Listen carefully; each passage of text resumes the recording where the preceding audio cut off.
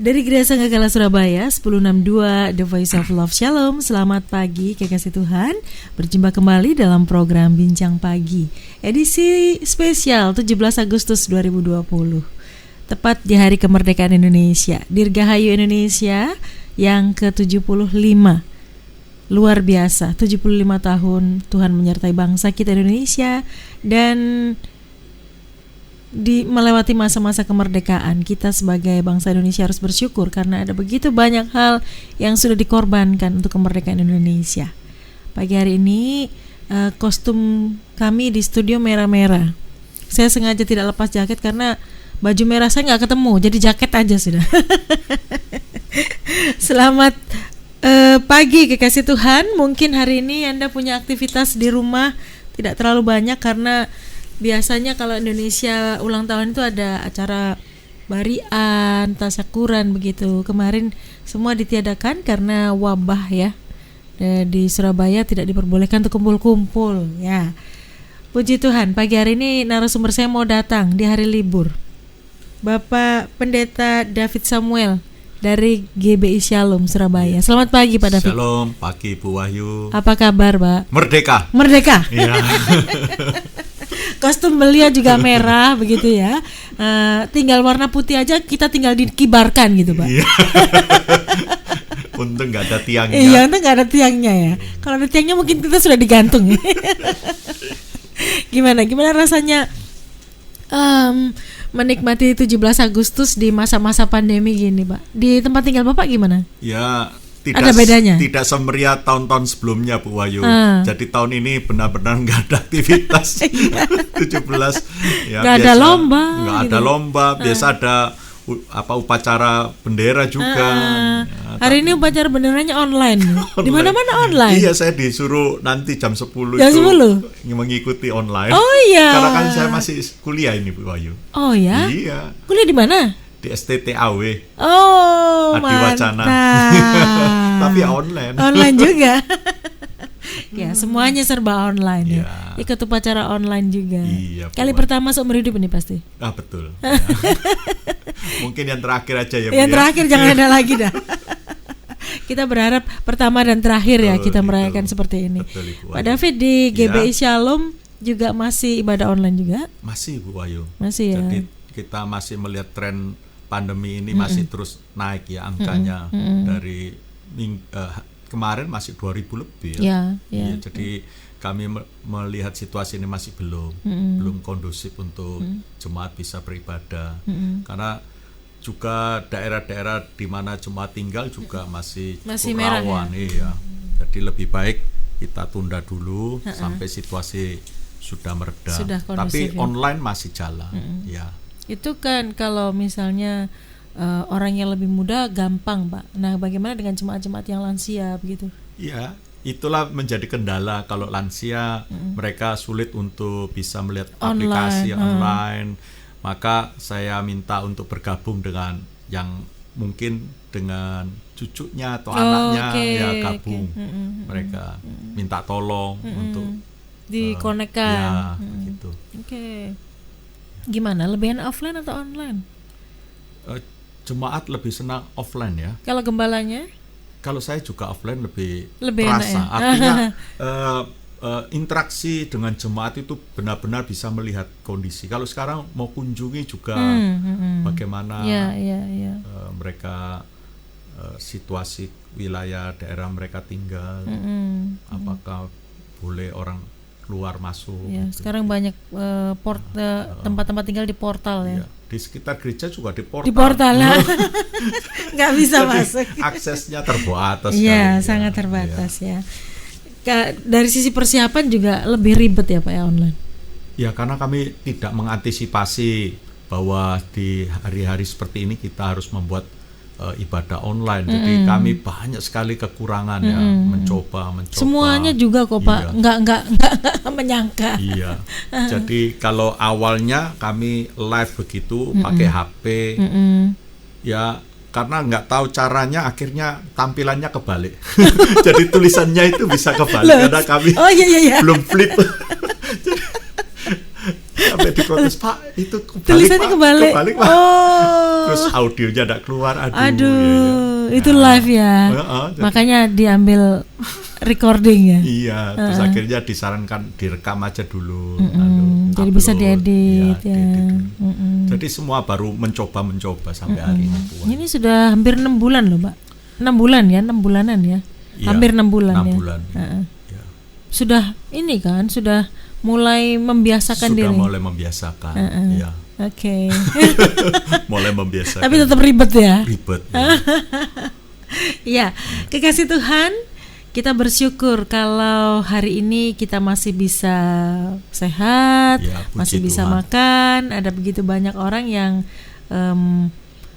bersyukur harusnya untuk apa yang bisa dinikmati hari ini ya. Yes. Ya, Tuhan kita, Tuhan yang memelihara kita. Amin. Memelihara Indonesia. Baik, pagi hari ini Pak David tertarik untuk mengangkat satu topik perbincangan, kemerdekaan dalam Kristus. Apa karena hari ini hari kemerdekaan, Mbak? Ya, betul. Dipaskan ya? Saya memang sengaja ambil momen ini untuk memberitakan Injil Tuhan. Itu dia. Ya. Kemerdekaan dalam. Nah, kalau kita ngomong kemerdekaan Republik Indonesia, hari ini kita bisa menikmati kebebasan berpendapat, kemudian kita bisa bekerja, bisa sekolah. Ya, bukan karena kita ya, karena ada para pejuang yang sudah berkorban, mereka yang sudah bertaruh nyawa untuk kita bisa seperti hari ini. Menurut Pak David, semakin kesini generasi semakin kesini, apakah masih tetap mengingat pengorbanan para pahlawan itu ya? Ya, saya dibandingkan waktu saya masih kecil begitu ya.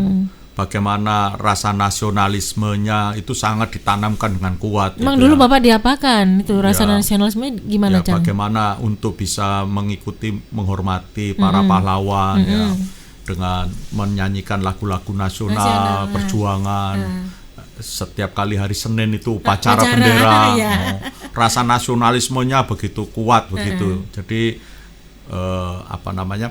mengingat perjuangan para pahlawan yang sudah rela berkorban kan untuk hari ini kita bisa menikmati, maka kita perlu mengapresiasi mereka, menghargai dengan cara mengisi dengan hal-hal yang baik. Itu ditanamkan dari sejak kecil, dari sekolahan ya, sampai juga orang tua mendisiplin anak-anaknya itu.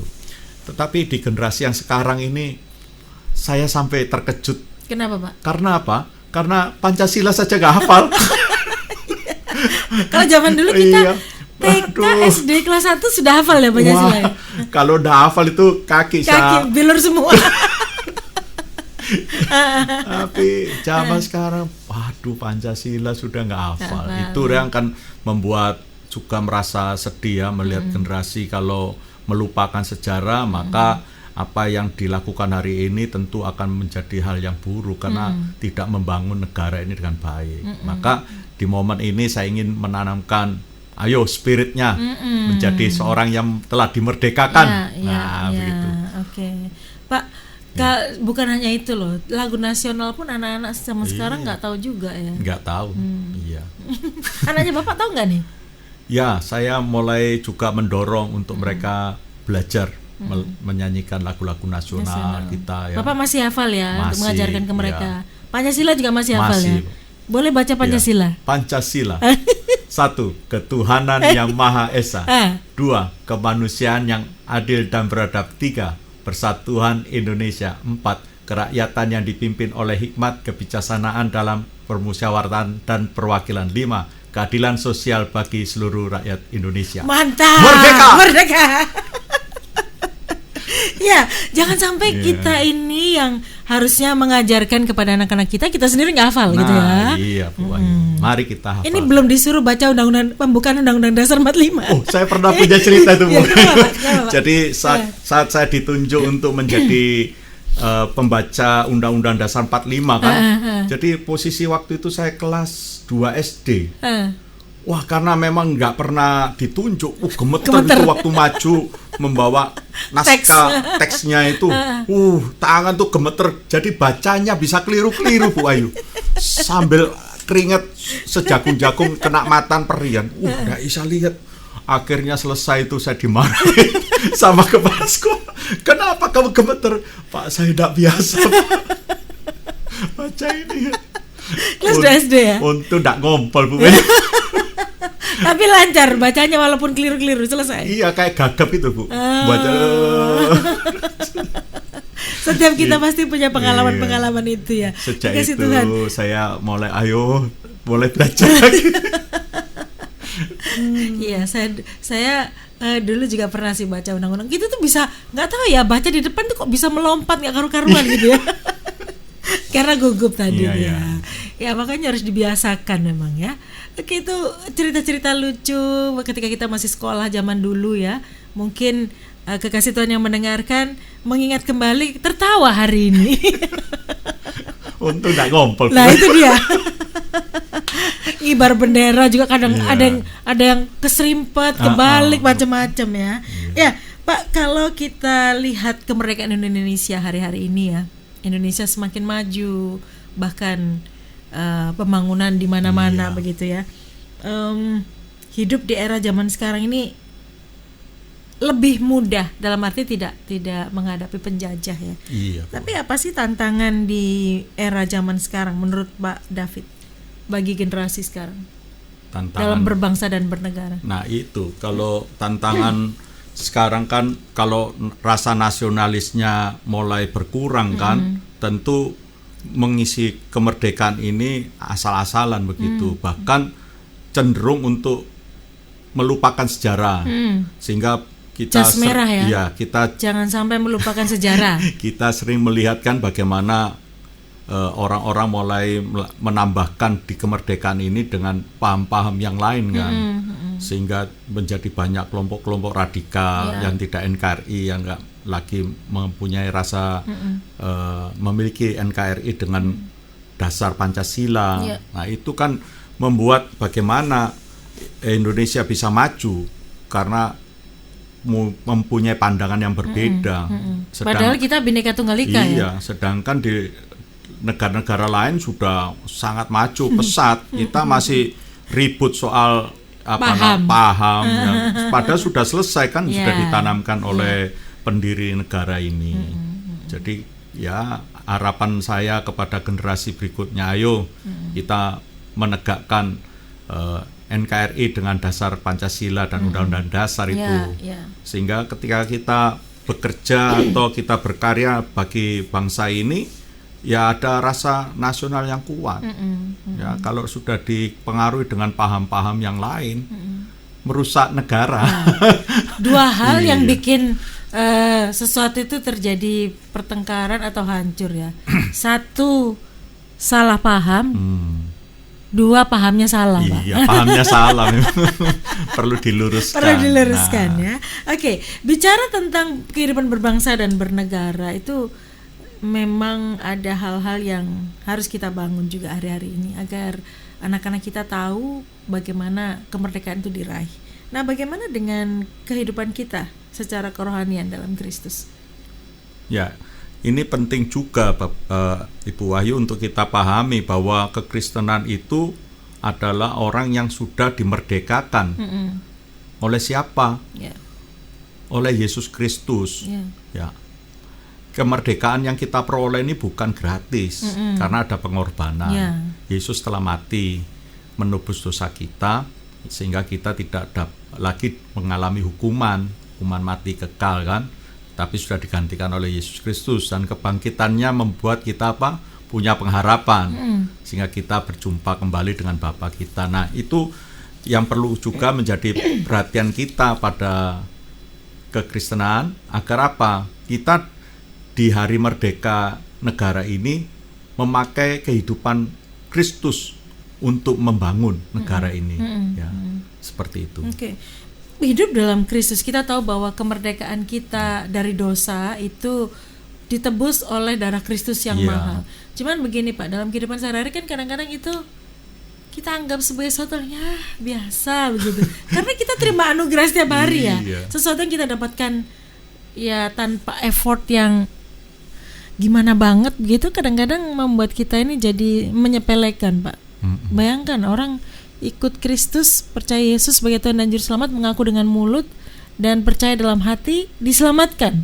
Sepertinya segampang itu. Kemudian itu dalam perjalanan waktu kan kadang lupa, kadang melakukan kesalahan begitu. Nah, bagaimana dengan hal ini?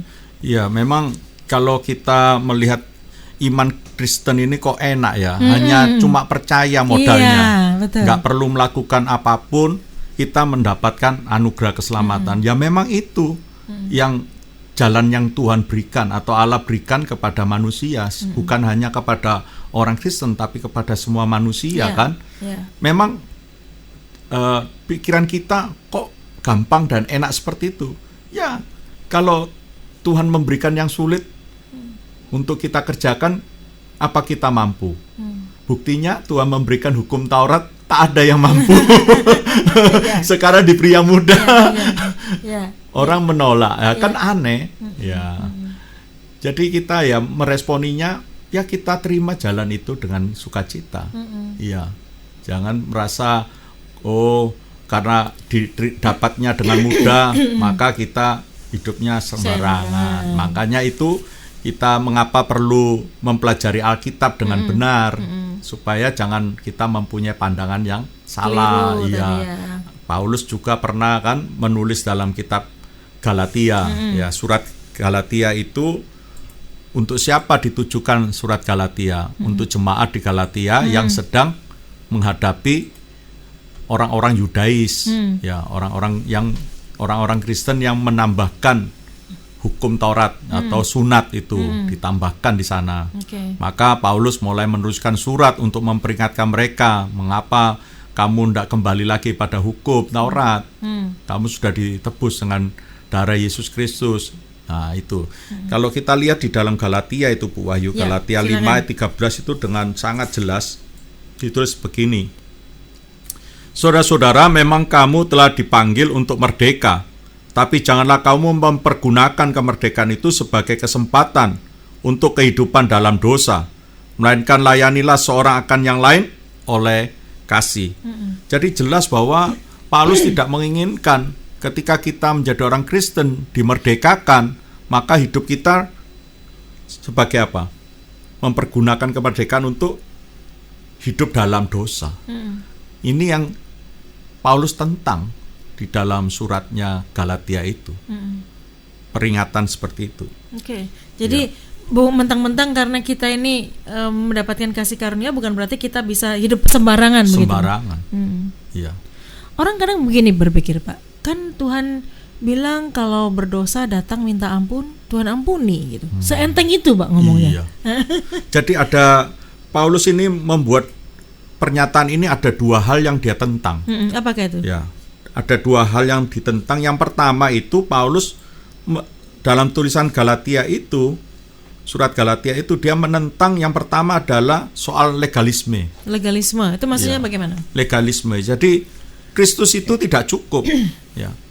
Iman kepada Yesus Kristus tidak cukup. Perlu ditambahkan sesuatu, usaha manusia. Apa usaha manusia? Yaitu dengan sunat. Ya, itu kaum Yudais mendorong orang-orang Kristen yang di sana untuk disunat karena mereka bukan orang Yahudi kan. Nah, maka dia harus disunat. Nah, perbuatan itu merupakan apa? Mereka menganggap Yesus sudah tidak berguna lagi, tidak cukup, masih perlu harus ditambahkan. Yang lainnya. Iya, itulah sifat legalisme, ya, ketidakcukupan. Itu di zaman itu. Kalau di zaman sekarang legalisme bentuknya seperti apa contohnya? Wah, banyak sekali kalau di dalam gereja ya. Contoh.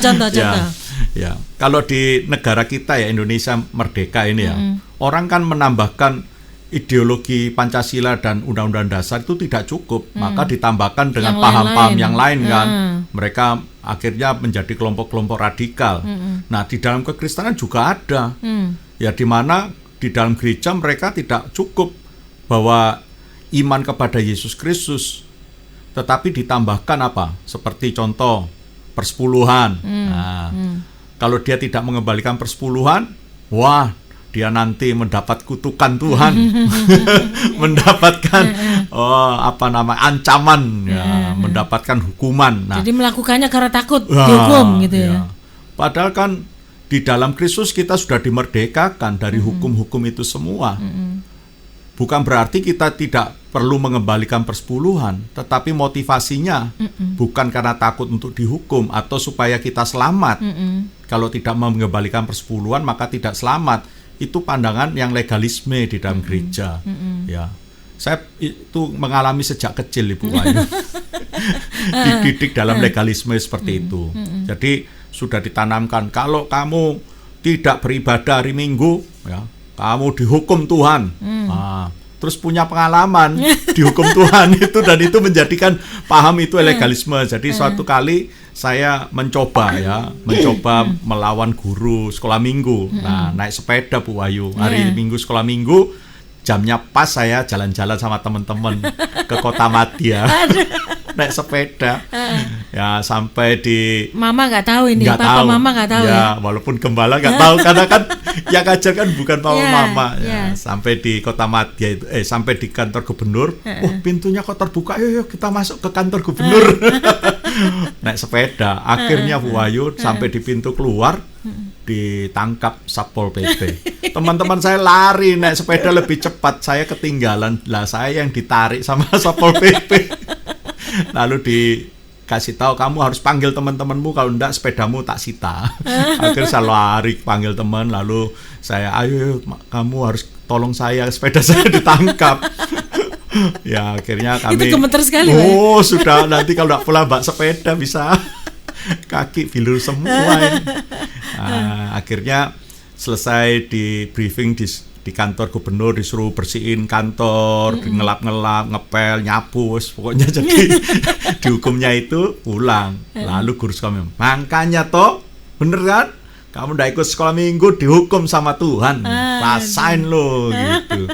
Sejak itu jiwa saya tertanam bahwa saya harus datang ke sekolah minggu supaya jangan dihukum sama Tuhan. Sampai besar pun seperti itu. Saya harus datang hari Minggu, kalau enggak saya dihukum Tuhan. Ya, seakan-akan Tuhan itu begitu kejam kan. Jadi terikat perbuatan itu. Nah, setelah saya mempelajari menjadi seorang murid, ya, saya ikut kelas pemuritan, baru saya dibukakan bahwa ketika saya melakukan ibadah, untuk apa? Bukan takut untuk dihukum, supaya saya berkenan di hadapan Tuhan. Tetapi saya melakukan karena apa? Saya mengasihi, ya, saya mencintai Tuhan saya beribadah, ya, seperti itu. Jadi banyak sekali pengalaman legalisme. Persepuluhan pun juga. Hati-hati. Ya. Waktu saya mendengar khotbah seorang hamba Tuhan yang cukup terkenal, kalau tidak balikan persepuluhan, kamu sakit ambeien. Saya coba tidak bayar. Saya ini dasarnya mencoba ya, gak tak bayar. Loh kok beneran? Ambeien. Wah, sejak itu aku harus balikan, enggak, Tuhan menghukum saya. Nah, itu kan paham-paham seperti itu ya, yang tidak berdasarkan perkataan firman Tuhan. Ya. Bukan berarti kita mengabaikan itu, tetapi melakukannya itu bukan karena takut ya, tapi karena mengasihi. Ya, jadi hati-hati dengan paham legalisme juga dalam kehidupan kita sehari-hari, kekasih Tuhan. Jangan sampai kita berpikir bahwa Tuhan sudah merdekakan kita, tapi masih terikat oleh paham-paham legalisme dalam gereja. Banyak sekali ya. Contoh-contohnya juga banyak. Kekasih Tuhan nanti juga bisa bertanya, berdiskusi berkaitan dengan hal ini. Tadi ada sisi ekstrim ya, hidup dalam legalisme. Tapi ada sisi yang lainnya, orang yang abai terhadap semua hal yang firman Tuhan katakan. Bagaimana dengan hal ini? Sabar dulu, kami akan perbincangkan sesaat lagi.